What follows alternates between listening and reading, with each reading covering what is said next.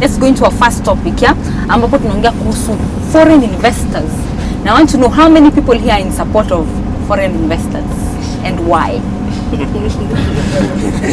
Okay, for me, I'm not in support of that, because when they come here, they invest a lot of money, and then in return, Kenyans don't get what they need to get. For example, if you find in an organization, they are jungus, they come, they are paid well, compared to an Africa who could have been in that organization, who is going to be paid less. Any country that is thriving, be it Western or wherever, you must have that open economy for local investors to invest and also for foreign investors, so that it may help in building our economy. Foreign investment is good for employment purposes, but also I think the foreign investors need us. That's why they're coming here. So what we should do is come up with very serious policies and rules and regulations that maybe 80% of Kenyans are going to be employed and a bit 10% are going to be in very high positions, because I believe Kenyans they are qualified. Considering the kind of technology we're having nowadays, if a certain technology is invented elsewhere, we don't need to go there, but them, they could come here and teach us the same. When you're very local, you don't get to know what is happening outside there, so we don't need to.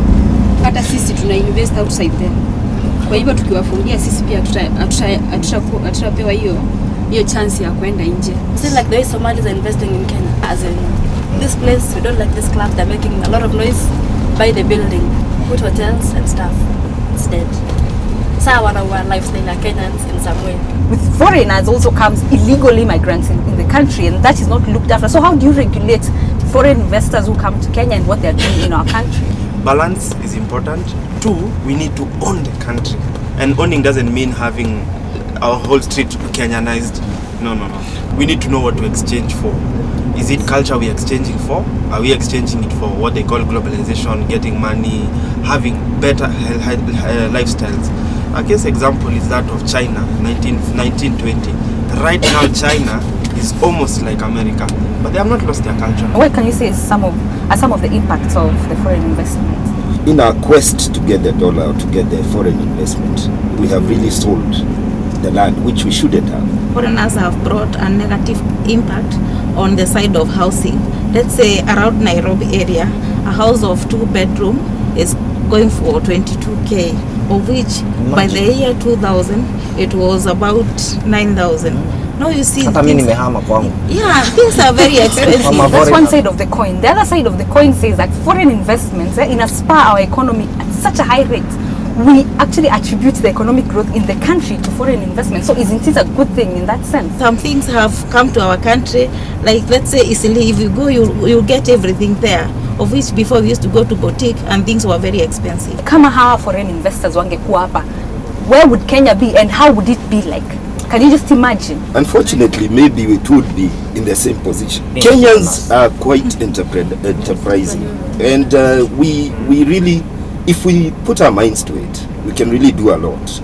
But you see, we also made redundant by the fact that other people are bringing these things to us. Kwa sasa, let's watch a small insert tumeprepare kwa na maelezo zaidi. Foreign investors actually impact a lot in the Kenyan economy. For example, if I start on the agricultural sector, you look at things like Brook Bond, homegrown, the flower sector in Naivasha. If you come to manufacturing, companies like Unilever, Tetra Pak, and the whole lot, that's also foreign sector. In banking, the 13 leading banks in the country, most of them are foreign banks. In fact, in Kenya, about $100 million in terms of investment, 30% of our GDP is based on foreign investment. The best way Kenyans can reap much out of foreign investors is to go through what we call joint venture.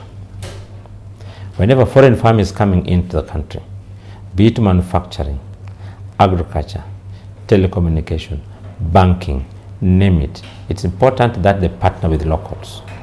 When they partner with locals, the advantage you have is, one, the locals will learn how technology will change, improving technology, employment creation comes in, and then out of that partnership we can know how to control these multinationals. And also out of that partnership, when they are making profits, part of that profit remains here, part of it profit goes abroad. So the issue is that we welcome them, but we must partner with them. They should not come and just do business on their own. Reactions to that?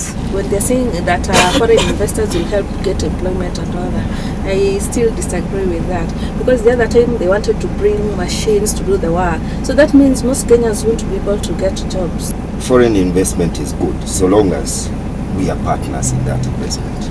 But again, we go back to what we said, that because there is no enforcement on the corporate laws that are there. You find that you can still have foreign investors having 100% shares in the companies. For us, there are those who are sleeping.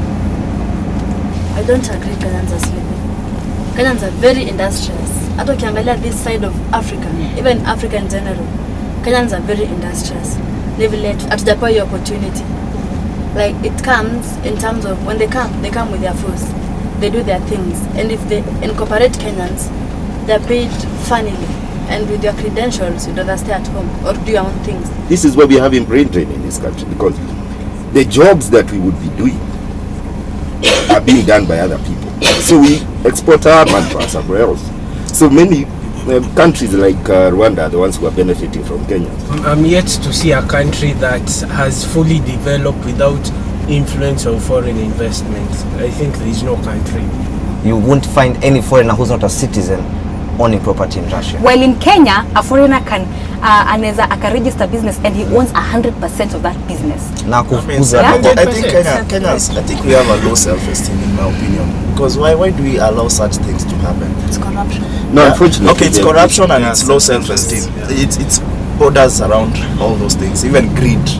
We don't have proper structures that govern ownership of property in this country. Or maybe they are there. Maybe the laws have been set, but they are not enforced. The law of incorporation in this country, it actually states that you cannot be a foreigner and own 100%. You can. But you can.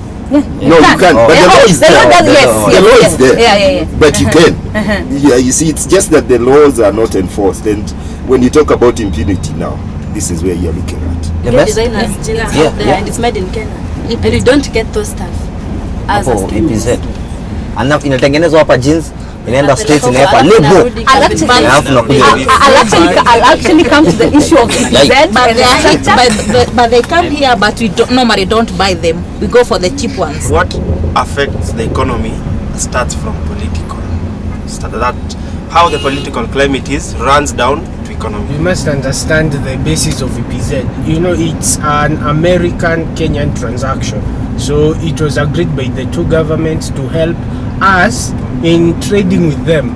So the whole essence of EPZ is not to manufacture jeans and sell it in Kenya, but rather to export it to states. They do benefit more than us because I think they have hidden, they hide something. Because what they save on is labor-wise.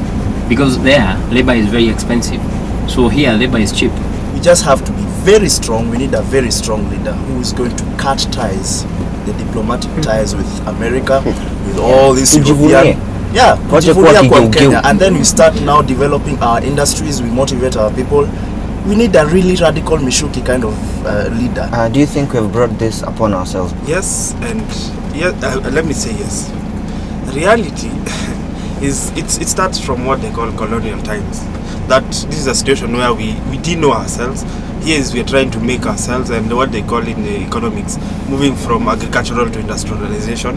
So we have brought it on ourselves, but as she said earlier, that we are trying to get out of it. What should be done to regulate these foreign investments? Maybe have proper systems in place so that everything is well understood from the word go. Evaluate and see at the end of the day, when we have the investors, are they of good help to us, or are they making us feel inferior and in a way that we cannot be able to do much? What percentage do you think we should allow them? Percentage? 50%. Yeah. Lazima pia tuangalie what kind of investment in this, how is it going to help us? Like, see the Somali investment in Kenya, I totally don't see the big point of it. If it's someone opening an industry, you'll see it will employ like 30 people, it will do this and this. But for them, it's like more of ownership. Because this is our country, we force them. We buy their market value, we buy their buildings, at the current market value. Kama walinunua na 150 million and the current value is 75 million, we buy it at 75 million and chase them away. 3 things. It starts with goodwill, because political goodwill goes a long way, I can assure you. Then, as everyone has said, strengthen those systems, strengthen the policies, and above all else, go back to what he said about the esteem and say, we need to own our country, because this country is where we live. We have brought people, our generations will grow. We have to own it. On that note, tumepata maoni ya watu hapa kwa Matatu. Kwa sasa, we'll take it to the streets tupate maoni huko, then we'll be right back. Foreign investment in this country is very vital as far as the economy is concerned. Si wanaleta usafi na maendeleo. Foreign investors should be encouraged to come and do businesses and invest in Kenya so that at least our economy can grow. Mzungu akikuja pande ya Kenya, sisi hatukatai, ndio sasa naweza saidia hata sisi saa ingine sisi kukosa hata vitu vingine na saomba yeye. The foreign investors help a lot in building the economy of this country and also helping in some job generation. And I believe we need to do a lot to encourage them to come and invest more. Wakifanya investment, wakileta pesa hapa, Wakenya wanasaidika. Kwa hivyo, naona ni vizuri wakikuja. Hayo ndio maoni ya watu kule kwa street ya. Lakini kwa sasa JB, Twende tukalale. Twende for a short break. Cool off. Yes. Then we'll be right back.